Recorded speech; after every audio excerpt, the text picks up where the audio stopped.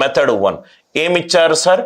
a cube minus b cube, a cube minus b cube is equivalent to 899.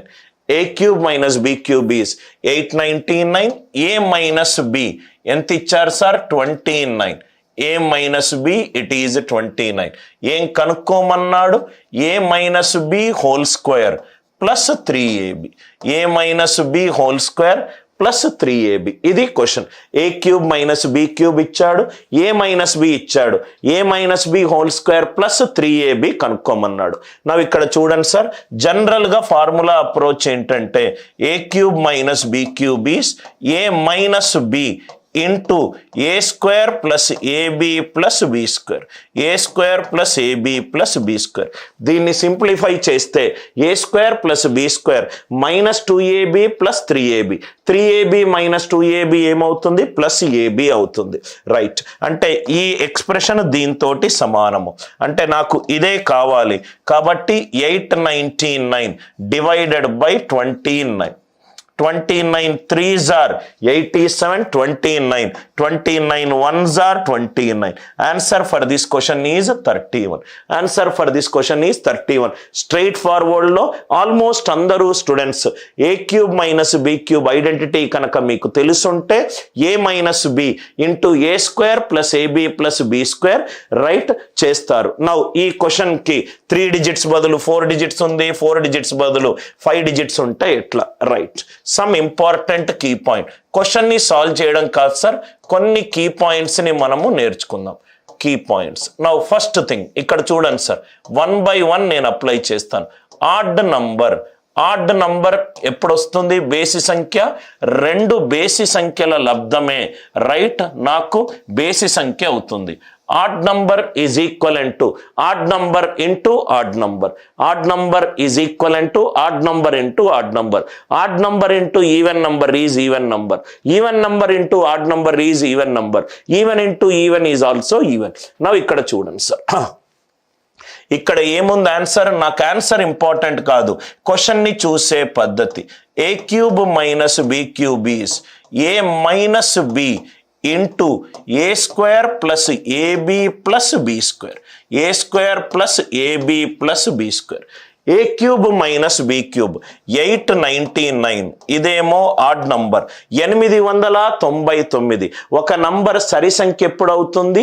Unit digit సరి అంకె ఉన్నప్పుడు. 899, 9 అనేది odd number కాబట్టి ఇది odd number.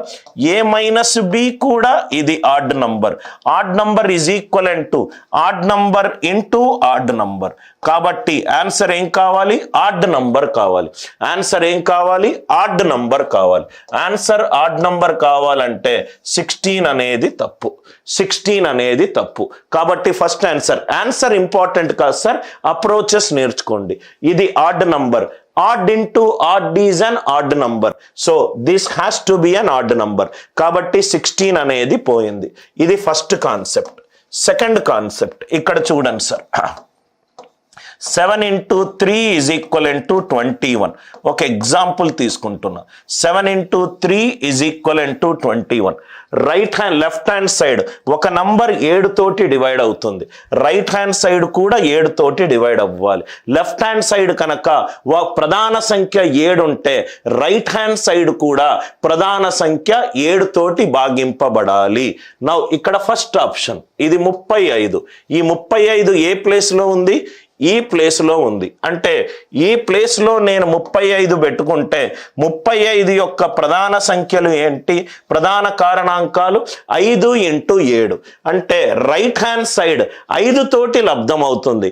Right hand side 5 తోటి లబ్ధం అవుతే లెఫ్ట్ హ్యాండ్ సైడ్ కూడా 5 తోటి లబ్ధం అవ్వాలి.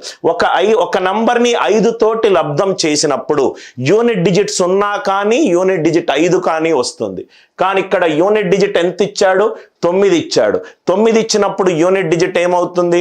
0 కానీ 5 కానీ కావాలి, కానీ ఇక్కడ 9 ఇచ్చాడు. అంటే ఏ ఆప్షన్ అనేది తప్పు, ఏ ఆప్షన్ అనేది తప్పు. మళ్ళీ ఎక్స్ప్లెయిన్ చేస్తున్నాను సార్. ఏ క్యూబ్ మైనస్ బి క్యూబ్, ఇక్కడ 35 అనుకుంటే ఈ నంబర్ ఏమో 5 తోటి డివైడ్ అవుతుంది. 5 తోటి మనము సంఖ్యను లబ్ధం చేసినప్పుడు యూనిట్ డిజిట్ 0 కానీ 5 కానీ యూనిట్ డిజిట్ లో ఉండాలి, కానీ ఇక్కడ 0 లేదు 5 లేదు, 0 లేదు 5 లేదు. కాబట్టి 35 అనేది తప్పు, 35 అనేది తప్పు. మనకి ఇక్కడ ఎన్ని ఉన్నాయి సార్? 29, 31, 29, 31. మూడో కాన్సెప్ట్, క్వశ్చన్ ఇంపార్టెంట్ కాదు, క్వశ్చన్ కి సంబంధించిన అన్ని కాన్సెప్ట్స్ చూద్దాం. Right most non zero digit, right most non zero digit, right most non zero digit. 899 is equivalent to 29 into dash. ఇక్కడ left hand side unit digit ఎంత ఉంది? 9. 9ని ఏ number తోటి లబ్ధం 9ని ఏ అంకెతోటి లబ్ధం చేస్తే నాకు 9 అనే యూనిట్ డిజిట్ వస్తుంది. 9 ఒకట్ల 9, 9 9 9ల 81, 9 9ల 81. నాకు యూనిట్ డిజిట్ ఏం రావాలి? 9 రావాలి. అంటే దీని యూనిట్ డిజిట్ ఏముండాలి? 31 ఉండాలి. కాబట్టి ఆన్సర్ ఎంత? 29 కాదు. ఆన్సర్ ఎంత? 29 కాదు. మళ్ళీ ఎక్స్ప్లెయిన్ చేస్తున్నాను. 35 ఎందుకు కాదు? ఇక్కడ 35 పెట్టుకుంటే 35 5 తోటి 7 తోటి డివైడ్ అవుతుంది, కానీ ఇది 5 తోటి 7 తోటి డివైడ్ కావట్లేదు.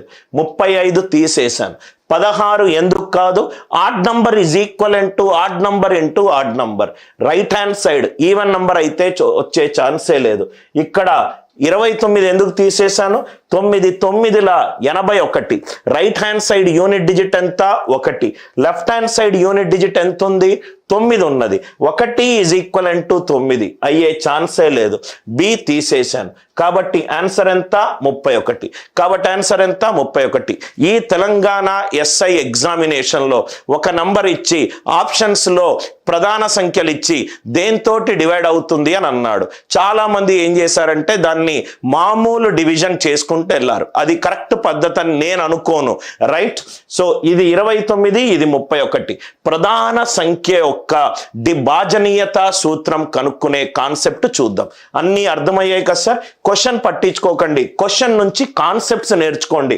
క్వశ్చన్లో ఈ అంకెలు మారినా, సంఖ్యలు మారినా, పవర్లు మారినా, ఏది మారినా కానీ కాన్సెప్ట్ ద్వారా అటాక్ చేద్దాం. ఇక్కడ 29, 31 అని 2 నంబర్లు ఉన్నాయి.